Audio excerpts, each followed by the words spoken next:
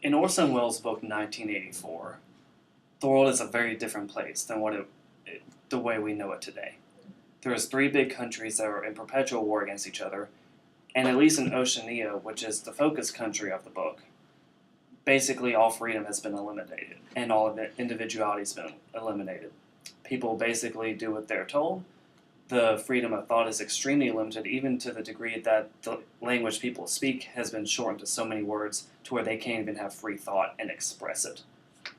And for the most part, people just blindly accept this. But there's one man, Winston Smith, who begins to question, why should I adhere to this kind of system?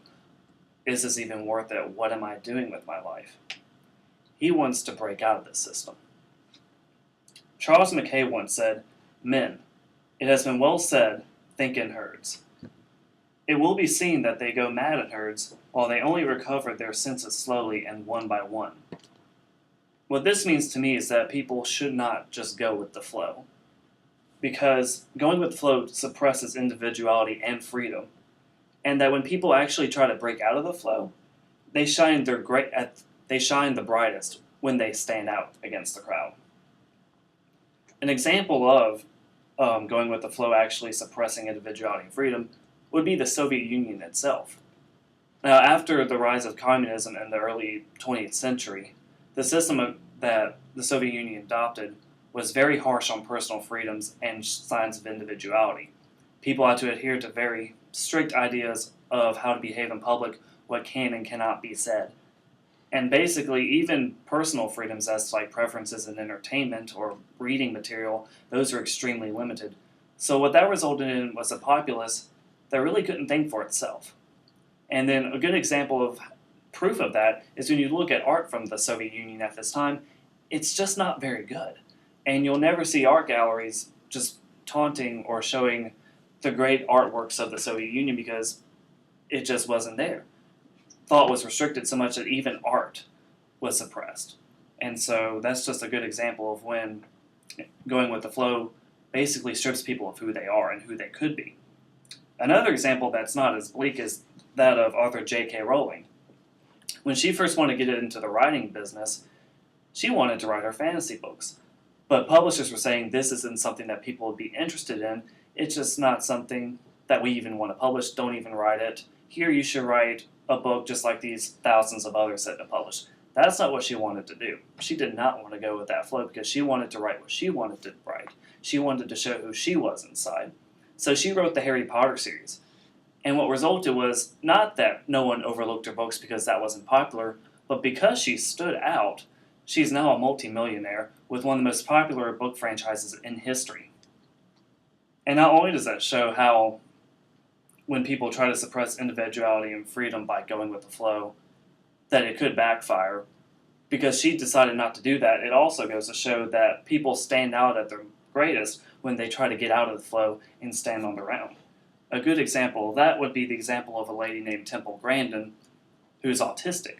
Now, as a young child, she did not fit in at all. Nobody really accepted her because she was so weird, and at this point in time, autism was not well understood. But she didn't let that hold her back, and instead of just accepting what most people would have liked her to do, which is to just go sit in a corner and get out of public view, she decided to actually make something of her life.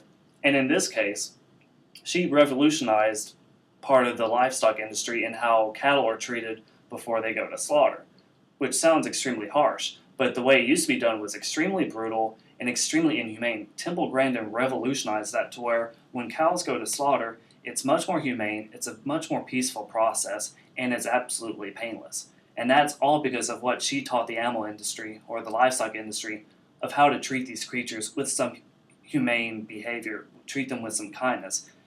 And it's something that the business has never been the same ever since. So rather than go sit in the corner like everybody wanted her to do because she was weird, she is now a well-respected professor and author and just a general good role model.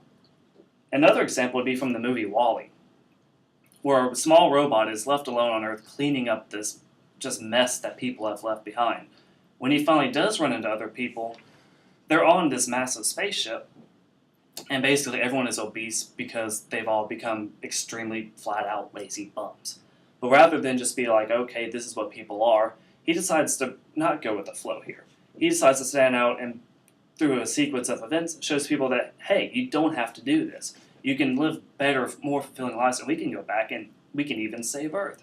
So by not going with the flow in this case, Wally stood out and became a hero to these people, even though he was just a robot. And as a robot, he was expected to do very menial tasks. He broke out of that.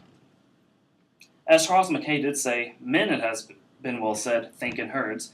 It will be seen that they go mad in herds while they only recover their senses slowly and one by one.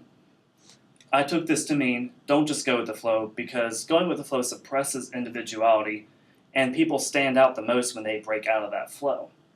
Just like in the book 1984, Winston Smith once went with the flow, and then he tried to break out of it and changed everything.